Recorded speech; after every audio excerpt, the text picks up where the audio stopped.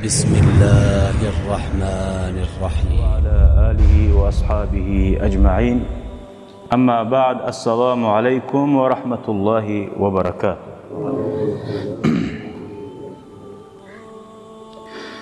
Дорогие братья, сегодня, иншаллах, расскажем из хадисов пророка, алейхиссалату вассалам, 3 хадиса. Первый хадис – это очень важный хадис, когда мы не знаем, что делать, когда чего-то сильно боимся или сильно переживаем. Но обычно люди что делают в такие моменты? Они обращаются к врачам или же защиту укрепляют, строят заборы большие, или же там охрану обращаются. Но однако они не знают, к чему наш учил пророк, алейхиссалату вассалам, особенно в таких ситуациях. Как нам поступить и на что уповаться больше? Конечно, дуньялские сабаби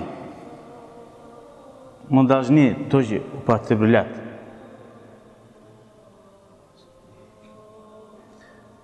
Они тоже необходимы, но однако уповаться на дуньялский, на кого-то уповаться, на что-то уповаться, что у тебя большие заборы, или же у тебя все в безопасности думать, это непонимание своей религии.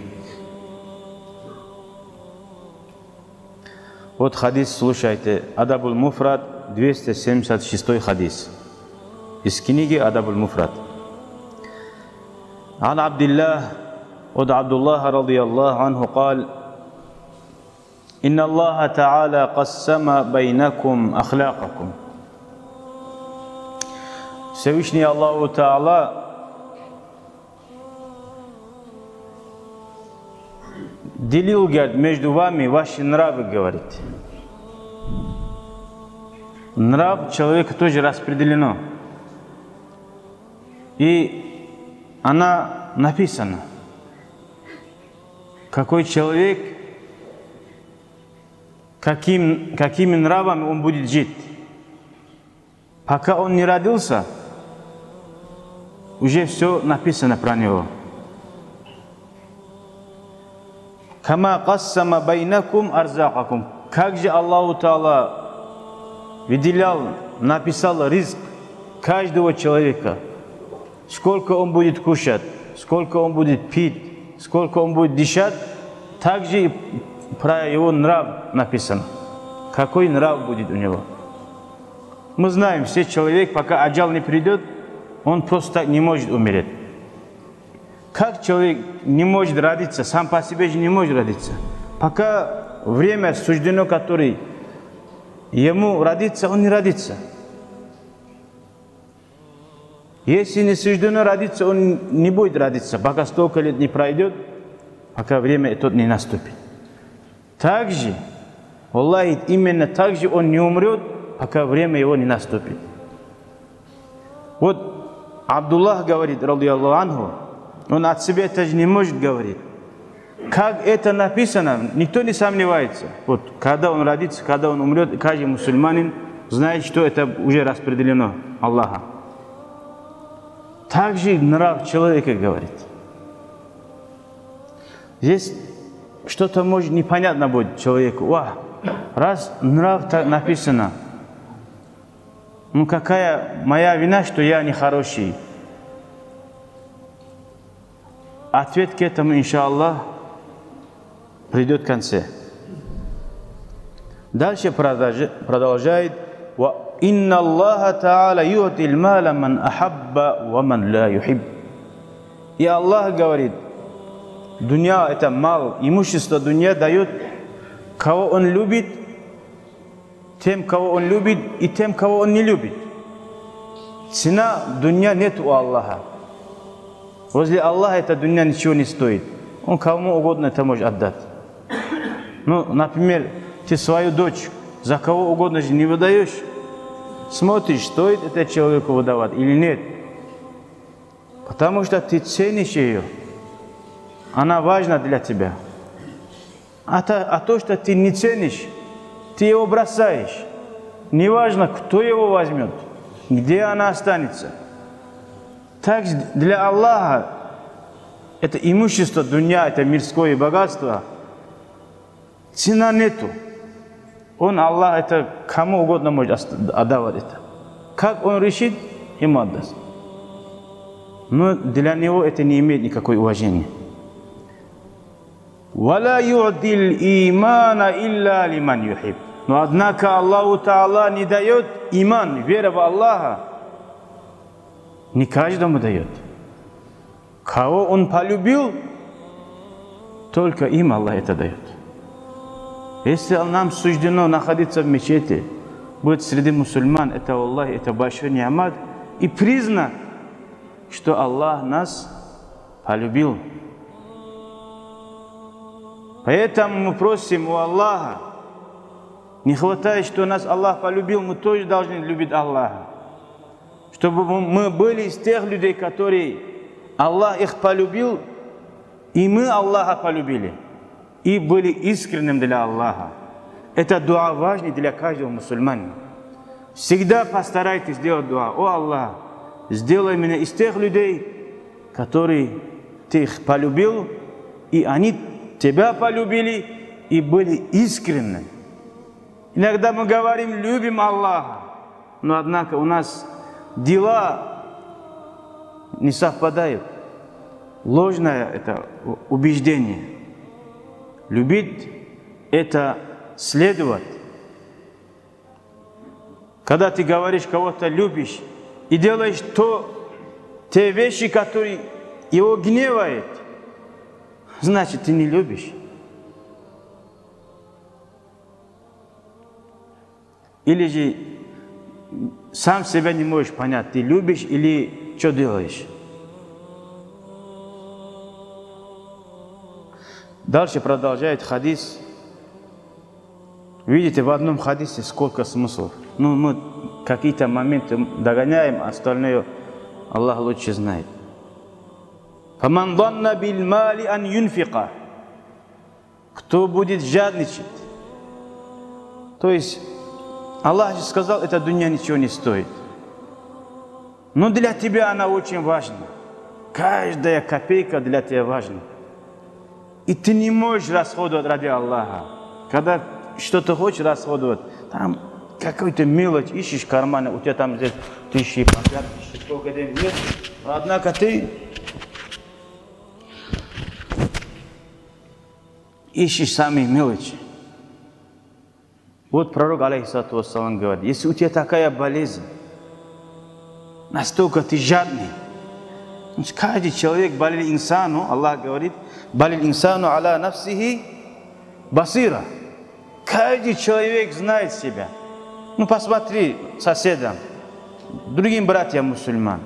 Субханаллах, маша Аллах, не пожалел свои деньги, хадж поехал. Молодой. Кто-то, маша Аллах, не пожалел свои деньги, Коран и мечеть подарил. Или кому-то помог. А ты на себя смотришь, у тебя тоже состояние не хуже, чем он, чем у него. И даже может лучше намного. Ну, значит, у тебя нет таких поступков. То есть, значит, есть у тебя такой болезнь. Ну, что надо делать? Как надо лечить себя? Дальше в конце скажет. وَخَافَ الْعَدُوَّ أَنْ يُجَاهِدَهُ. У него второй болезнь есть. И боится он врагов, своих врагов или конкурентов. Или кто-то с ним будет остановить его бизнес, или же его там убьет, там. Чего-то он сильно боится. Врагов он сильно боится. Это второй болезнь у него. Страх постоянный. Кому обращаться? Психологам? Организации, которая охрана, которая защищает. Кому обращаться? Ответ в конце. Третий болезнь. И ночь, когда наступает, тоже боится он. Утро, что может случиться со мной? Ночью, что, какая беда я услышу, что со мной будет, детьми, женой или бизнесом. Каждую ночь он в страхе человек. Ну, мы видим, есть такие люди. Это покой, это большой дар от Аллаха, надо который благодарить Аллаха, когда ты спокойно живешь. Оказывается, лекарство очень легкое, но это должно быть искренним. Пускай он больше говорит. Пускай он больше скажет слова «Ла иляха илляллах, ла иляха илляллах, ла иляха илляллах». Сколько раз мы говорим это? Потом жалуемся, у нас постоянно голова болит, нервы, что-то не успеваю, все наоборот идет. А пророк вот это говорит. Говорите побольше «Ла иляха илляллах», «Ва субханаллах», «Валхамдулиллах», «Аллаху акбар». Вот 4 слова. Когда мы видим некоторые люди постоянно в четко «Ла иляха илляллах, ла иляха илляллах», ну думаешь, что он как попугай, да, думаешь? Нет, он следует сунне пророка, алейхиссалату вассалам. Он боится за себя. За дунья тоже боится, что как что-то случиться может, поэтому он, когда это будет читать, у него это страх не бывает. Он спокойно спит, алхамдулиллах, и спокойно встает на утренний намаз. И спокойно расходует пути Аллаха. Когда он что-то расходовал, он об этом не жалеет. Он не боится, что он будет бедный. У него больше упования Аллаха идет к нему, потому что он эти слова читает. Субханаллах, альхамдулиллах, Аллаху акбар. Можно читать Субханаллахи, вальхамдулиллахи, ва ла иляха илляллаху, Аллаху акбар. Как мы все привыкли месяц Рамазан после таравих читать. А сколько раз мы это говорим? Делайте отчет для себя. Если мы не говорим, и у нас такие болезни, и мы жадные, и боимся, и страх постоянно, потому что не следуем сунне пророка, алейхиссалату вассалам. Аллах в Коране говорит: «Аля бидикриллахи татмаиннулл кулуб». Разве вспоминанием Аллаха сердца успокаивается? И пророк это подтверждает, алейхиссалату вассалам. Поэтому, дорогие братья, советую вам и себе побольше для себя как вирд, утром, вечером, каждый день, как мы привыкли на работу идти. Ты же не забываешь на работу идти. Ты не забываешь ужин, завтрак, не забываешь. Пускай у тебя вирд будет каждый день, по 100 раз, по 300 раз. Ну, просто не убивай время. Аллах в Коране говорит: «Аузу биллахи минаш шайтанир раджим, вал аср иннал инсана лафи хуср». Аллах клялся временем, что инсан поистине в ущербе, потере играет. Кроме тех людей, которые вспоминают Аллаха. Просто молча сидеть или играться играми ненужными, бесполезными, это ты губишь себя. Когда мы говорим, здесь сказал пророк, алейхиссалату вассалам, и если он боится врага, что враг на него будет нападать, вы не думаете, что у вас врагов нету, врагов нету, которых вы не видите. Ты думаешь, у тебя врагов нету. Он думает: я никому не помешал, я сам собой живу. Валлахи, хоть никому не будешь мешать, хоть будешь самым хорошим человеком, у тебя есть враг. А кто это враг? В первую очередь нафс твой.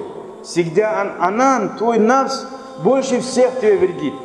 Твой нафс самый в первую очередь враг, который убивает твое время, который тебя призывает к плохому.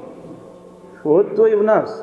Вот поэтому ты хоть не один врагов, ты думаешь, шайтан тебе внушает: ну, зачем тебе это хадис? У тебя же врагов нету.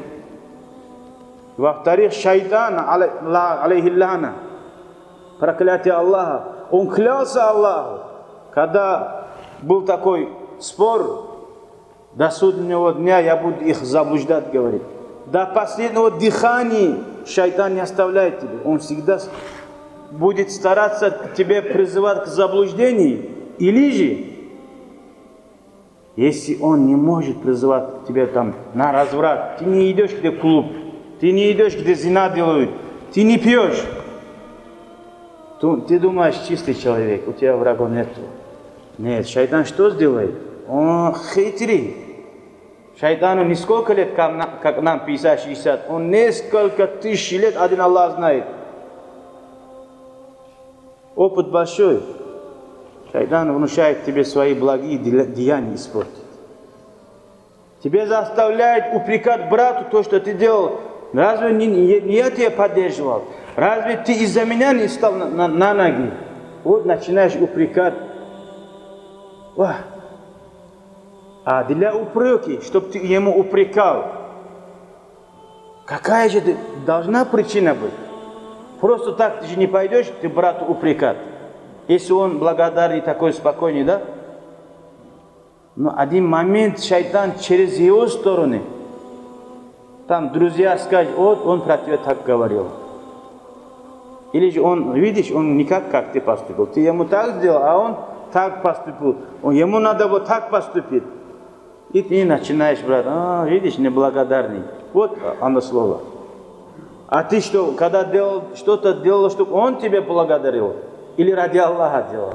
Вот получается, шайтан твое намерение испортил. Всегда наши пророки, алейхиссалату вассалам, и праведники, они говорили, мы от вас не ждем благодарности. Но однако это не значит, тот человек, он не должен благодарить. Этого не значит, он должен благодарить. Потому что в хадисе сказано, «Малла яшкурин нас», кто не благодарит людей, тот и не благодарит Аллаха. Это благодарность, это его обязанность. Это ему плохо. Аллах ему таких людей, добрых людей, он еще мало уже будет встречать. Это жизнь, земля круглая. Он еще хуже ситуации может попасть. Но Аллах ему в следующий раз, ты не благодарен тем людям, он не будет таких встречать. Это его проблема. Поэтому не проси у них благодарность и не жди. Всегда награда от Аллаха. Значит, у нас есть враг, и значит, у нас нет гарантии утра, что наступит. Какая-то авария будет, где беда будет, ночь, непонятно, что будет. Так же наша жизнь, как ночь. Не знаешь, куда идешь, что будет. Поэтому, дорогие братья, я думал 3 хадиса рассказать. Оказывается, один хадис, смысла много, и это разъяснять даже у меня не получается. Пускай этот хадис будет напоминанием для нас, чтобы мы каждый день читали какие-то аскары. Не только это, и другие аскары есть. Дай Аллах мне и вам тауфик, чтобы мы то, что слышали, и начали соблюдать, и сами себя воспитать такими аскарами. آمين آمين آمين والحمد لله رب العالمين. شكرا يا ربي شكرا هديت قلبي شكرا.